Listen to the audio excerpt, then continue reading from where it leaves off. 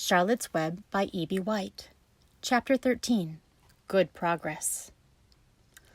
Far into the night, while the other creatures slept, Charlotte worked on her web. First, she ripped out a few of the orb lines near the center. She left the radial lines alone, as they were needed for support. As she worked, her 8 legs were a great help to her.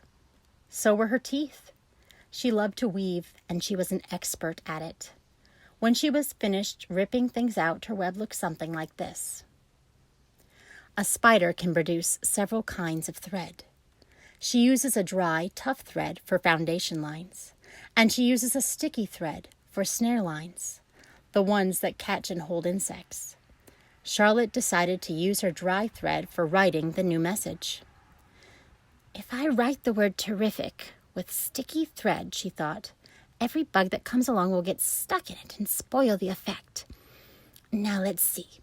The first letter is T. Charlotte climbed to a point at the top of the left-hand side of the web. Swinging her spinnerets into position, she attached her thread and then dropped down. As she dropped, her spinning tubes went into action and she let out thread. At the bottom, she attached the thread. This formed the upright part of the letter T. Charlotte was not satisfied, however. She climbed up and made another attachment right next to the first. Then she carried the line down so that she had a double line instead of a single line. It will show up better if I make the whole thing with double lines. She climbed back up, moved over about an inch to the left, touched her spinnerets to the web, and then carried a line across to the right, forming the top of the T. She repeated this, making it double. Her 8 legs were very busy helping. Now for the E. Charlotte got so interested in her work, she began to talk to herself, as though to cheer herself on. If you had been sitting quietly in the barn cellar that evening, you would have heard something like this. Now for the R. Up we go. Attach. Descend. Pay out line. Whoa! Attach. Good. Up you go. Repeat. Attach. Descend. Pay out line. Whoa, girl. Steady now. Attach. Climb. Attach. Over to the right. Pay out that line. Attach. Now right and down and swing that loop and around, and now to the left. Attach. Climb. Repeat. Okay. Easy. Keep those lines together now, then out and down for the leg of the R. Pay out line. Whoa! Attach, descend, repeat. Good girl. And so, talking to herself, the spider worked at her difficult task. When it was completed, she felt hungry. She ate a small bug that she had been saving. Then she slept.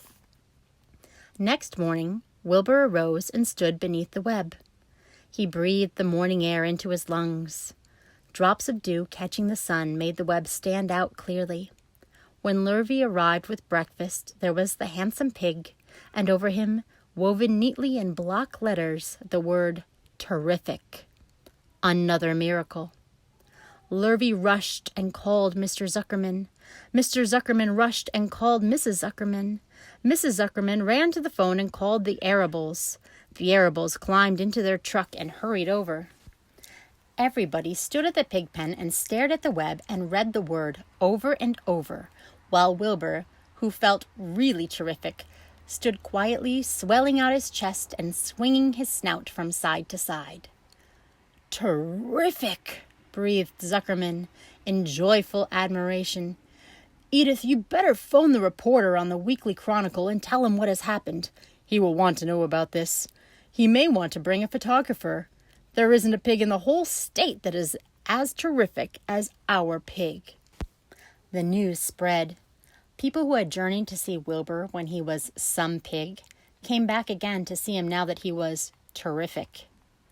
That afternoon, when Mr. Zuckerman went to milk the cows and clean out the tie-ups, he was still thinking about what a wondrous pig he owned. Lurvy, he called, there is to be no more cow manure thrown down into that pig pen. I have a terrific pig. I want that pig to have clean, bright straw every day for his bedding. Understand?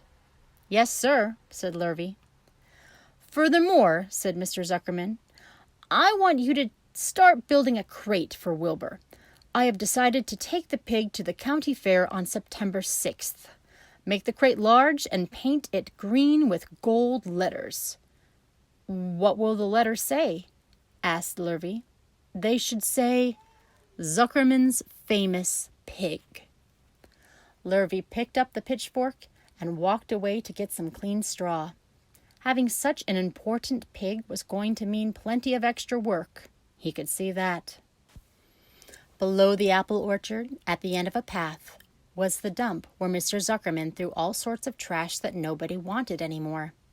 Here, in a small clearing, hidden by young alders and wild raspberry bushes, was an astonishing pile of old bottles and empty tin cans and dirty rags and bits of metal and broken bottles and broken hinges and broken springs and dead batteries and last month's magazines and old discarded dish mops and tattered overalls and rusty spikes and leaky pails and forgotten stoppers and useless junks of all kind, including a wrong-sized crank for a broken ice cream freezer. Templeton knew the dump and liked it. There were good hiding places there, excellent cover for a rat. And there was usually a tin can with food still clinging to the inside. Templeton was down there now, rummaging around. When he returned to the barn, he carried in his mouth an advertisement he had torn from a crumpled magazine. "How's this?" he asked, showing the ad to Charlotte. "It says crunchy. Crunchy would be a good word to write in your web." "Just the wrong idea," replied Charlotte. "Couldn't be worse. We don't want Zuckerman to think Wilbur is crunchy. He might start thinking about crisp, crunchy bacon and tasty ham. That would put ideas into his head. We must advertise Wilbur's noble qualities, not his tastiness. Go get another word, please, Templeton." The rat looked disgusted, but he sneaked away to the dump and was back in a while with a strip of cotton cloth. "How's this?" he asked. "It's a label off an old shirt." Charlotte examined the label. It said, "Pre-shrunk." "I'm sorry, Templeton," she said, "but pre-shrunk is out of the question. We want Zuckerman to think Wilbur is nicely filled out, not all shrunk up. I'll have to ask you to try again." "What do you think I am, a messenger boy?" grumbled the rat. "I'm not going to spend all my time chasing down to the dump after advertising material." "Just once more, please," said Charlotte. "I'll tell you what I'll do," said Templeton. "I know where there's a package of soap flakes in the woodshed. It has writing on it. I'll bring you a piece of the package." He climbed the rope that hung on the wall and disappeared through a hole in the ceiling. When he came back, he had a strip of blue and white cardboard in his teeth. "There," he said triumphantly. "How's that?" Charlotte read the words. "With new radiant action." "What does it mean?" asked Charlotte, who had never used any soap flakes in her life. "How should I know?" said Templeton. "You asked for words and I brought 'em. I suppose the next thing you'll want me to fetch is a dictionary." Together they studied the soap ad. "With new radiant action," repeated Charlotte slowly. "Wilbur," she called. Wilbur, who was asleep in the straw, jumped up. "Run around," commanded Charlotte. "I want to see you in action, to see if you are radiant." Wilbur raced to the end of his yard. "Now back again, faster," said Charlotte. Wilbur galloped back. His skin shone. His tail had a fine, tight curl in it. "Jump into the air," cried Charlotte. Wilbur jumped as high as he could. "Keep your knees straight and touch the ground with your ears," called Charlotte. Wilbur obeyed. "Do a backflip with a half twist in it," cried Charlotte. Wilbur went over backwards, writhing and twisting as he went. "Okay, Wilbur," said Charlotte. "You can go back to sleep." "Okay, Templeton, the soap ad will do, I guess. I'm not sure Wilbur's action is exactly radiant, but it's interesting." "Actually," said Wilbur, "I feel radiant." "Do you?" said Charlotte, looking at him with affection. "Well, you're a good little pig, and radiant you shall be. I'm in this thing pretty deep now. I might as well go to the limit." Tired from his romp, Wilbur lay down in the clean straw. He closed his eyes. The straw seemed scratchy, not as comfortable as the cow manure, which was always delightfully soft to lie in. So he pushed the straw to one side and stretched out in the manure. Wilbur sighed. It had been a busy day, his first day of being terrific. Dozens of people had visited his yard during the afternoon, and he had to stand and pose, looking as terrific as he could. Now he was tired. Fern had arrived and seated herself quietly on her stool in the corner. "Tell me a story, Charlotte," said Wilbur, as he lay waiting for sleep to come. "Tell me a story." So Charlotte, although she too was tired, did what Wilbur wanted. "Once upon a time," she began, "I had a beautiful cousin who managed to build her web across a small stream. One day a tiny fish leaped into the air and got tangled in the web. My cousin was very much surprised, of course. The fish was thrashing wildly. My cousin hardly dared tackle it, but she did. She swooped down and threw great masses of wrapping material around the fish and fought bravely to capture it." "Did she succeed?" asked Wilbur.